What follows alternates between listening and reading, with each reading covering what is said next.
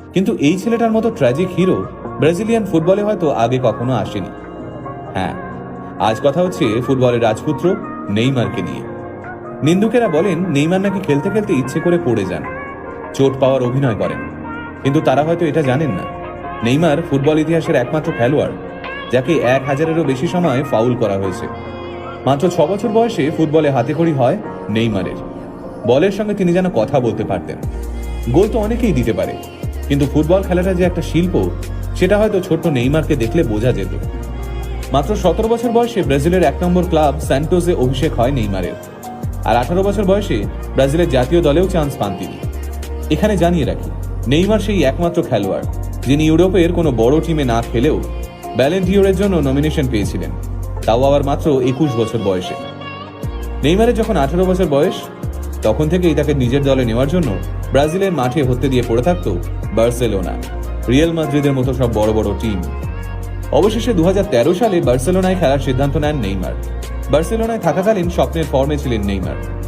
একটা দলের হয়ে যতগুলো ট্রফি জেতা সম্ভব সবই জিতে নিয়েছিলেন তিনি। সে সময় তিনি যোগ্য সঙ্গী হিসেবে পেয়েছিলেন মেসি আর সুয়ারেজকে।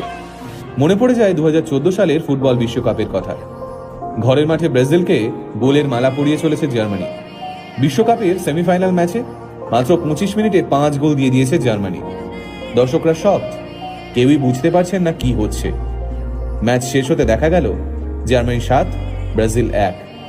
সেদিন নিজের দলের এই শোচনীয় অবস্থা দেখে কাঁদতে কাঁদতে টিভি বন্ধ করে দিয়েছিলেন নেইমার। সেদিন নেইমারের ইচ্ছে করছিল তখনই মাঠে নেমে দলের সম্মান বাঁচাতে। হয়তো ঠিক তার আগের ম্যাচে চোট না পেলে 2014 সালের বিশ্বকাপে জয়ী হিসেবে ব্রাজিলের নামই লেখা থাকত। ব্রাজিলের গ্রেটেস্ট ফুটবলারদের মধ্যে একজন হতে গেলে দেশের হয়ে বিশ্বকাপ জিততেই হবে, এ যেন এক অলিখিত নিয়ম।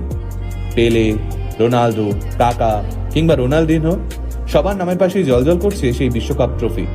কিন্তু 2014 সালে নেইমারের সামনে সুবর্ণ সুযোগ আসা সত্ত্বেও চোটের জন্য তিনি তা অ্যাচিভ করতে পারেননি। তবে এখনো পর্যন্ত ফুটবলে 5 বার বিশ্ব চ্যাম্পিয়ন হলেও অলিম্পিকের 100 বছরের ইতিহাসে কোনো সোনার মেডেল জেতেনি ব্রাজিল।